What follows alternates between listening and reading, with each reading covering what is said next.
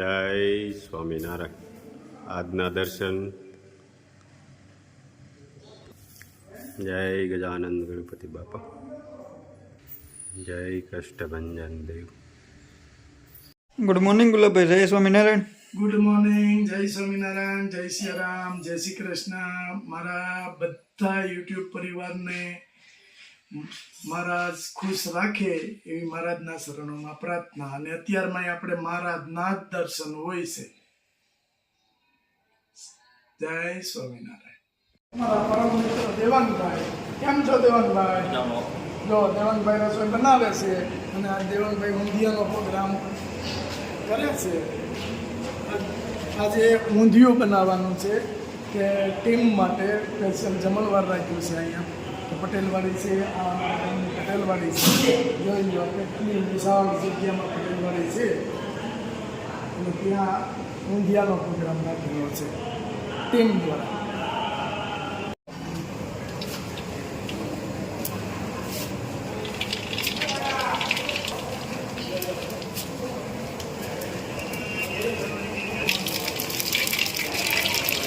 દેવાભાઈ મસ્ત ઊંધિયું બનાવી રહ્યા છે અને એક ફેરું ચલાલાની અંદર આવવો અને દેવાભાઈની રસોઈ શાખો. કેમ લાગે દેવાભાઈ? જમાવટ હોય ને બીજું દેવાભાઈ રસોડાઈ કરે છે. કોઈ પણને ઓર્ડર આપવો હોય તોય છૂટી. દેવાભાઈનો નંબર શું છે દેવાભાઈ? 87 આ દેવાભાઈનો નંબર છે. કોઈ પણને આપણે આજુબાજુના વિસ્તારમાંથી કે ગમે ત્યાં રસોડા કરે છે અને રસોઈ બહુ મસ્ત બનાવે છે. અમે તો વારંવાર ખાઈએ છીએ. કાં દેવાભાઈ? અને અવારનવાર અમારે હોય જ છે. અને અમારે કાંઈ પણ પ્રોગ્રામ હોય એટલે રસોઈમાં દેવાભાઈ જ હોય. પણ એક ફેરું રસોઈ તમે ચાખો એટલે એમ થઈ જાય કે નહીં, રસોઈ બાકી એમ બને છે.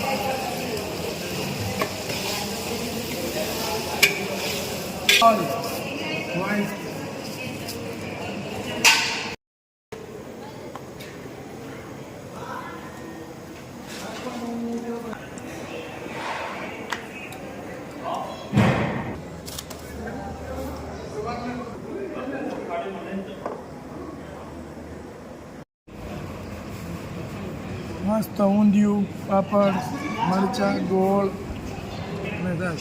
મસ્ત રીતે જમવાનું તૈયાર થઈ ગયું છે. બધાએ જમી લીધું. લાસ્ટ આપણે હતા કે આપણે બધું કામકાજમાં થોડુંક હોય એટલે છેલ્લે આપણે હતા. બરાબર, ચાલો કરો. જય સ્વામિનારાયણ. જય સ્વામિનારાયણ. મસ્ત કેમ્પનું આયોજન થઈ ગયું. બધાને જમાડી હવે આપણે જમવા બેઠા છે. બાળકો જમી રહ્યા છે. સેવામાં આવ્યા હતા બધા બાળકો. કેવું બન્યું ગુલાબભાઈ? સુપાક ની વાત જવા દો. ઊંધિયું રોટલી કેમ બનાવ્યું છે?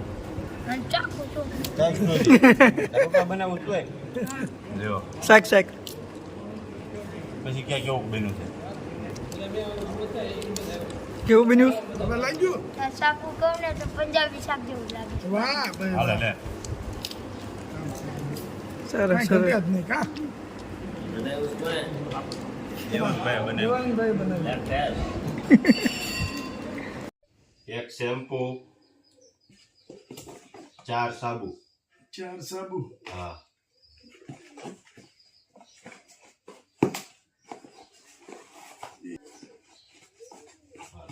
આનંદનું પાર્સલ છે. શું છે ગુલાબભાઈ નવીનમાં ગયો? બસ જો આ પાર્સલ છે. આજે કાલે રવિવાર ગયો એટલે આજે ભેગા થયા હોય અને બધા પાર્સલ ચાલુ જ રહે 4 વાગ્યા સુધી. 4 વાગ્યે બંધ. જે ઓર્ડર આવે હા, એમ બતાવતા રહો. વધારતા જવાનું.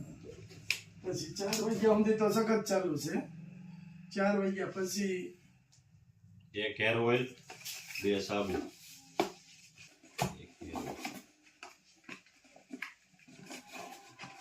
સાબુ અને શેમ્પુ અને હેર ઓઇલ વસ્તુ સ્ટાન્ડર્ડ બનાવી છે.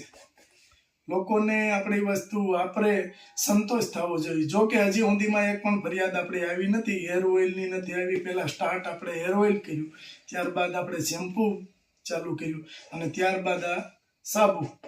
પણ હજી સુધીમાં એક પણ વસ્તુની કોઈ દિવસ ફરિયાદ આવી નથી કે આ વસ્તુમાં આમ થાય છે એવો દાખલો નથી. કોઈ પણ વસ્તુ આપણી નેચરલ અને બધી રીતે સારી વસ્તુ હોય છે.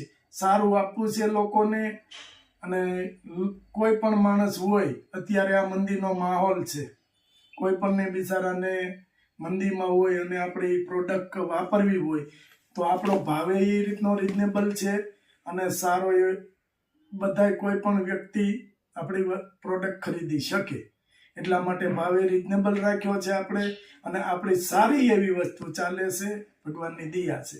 1 hair oil, 1 shampoo, 1 litre shampoo, હા, અને 1 હેર ઓઇલ, 1 હેર ઓઇલ અને 3 સાબુ.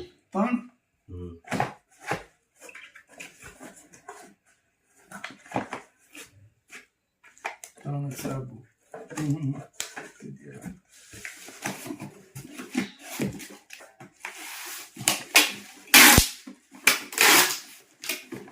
એક hair oil, 1 shampoo,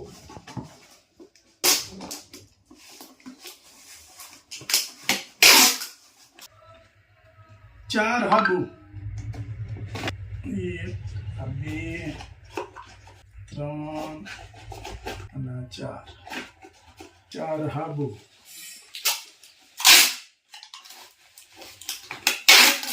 hair oil, 1 shampoo, 1 hair oil, 1 shampoo અને 1 સાબુ.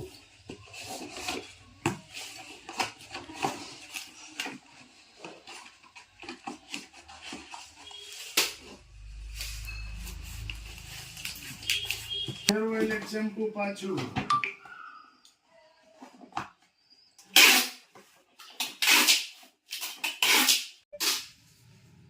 બોક્સ આપણે માપના બનાવી લીધા છે એટલે પાર્સલ જલ્દી થાય છે. પહેલા આપણે સ્ટાર્ટમાં બોક્સ માપના નહોતા અને એવું થતું. એટલે એવું તો બધીએ થતું.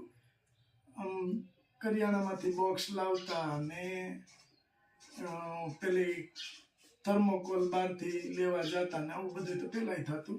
સ્ટાર્ટ હતું ત્યારે. અને પછી આપણે ચાલુ કર્યું ત્યારે સ્ટાર્ટમાં આપણે બહારથી બોક્સ લાવવા પડતા.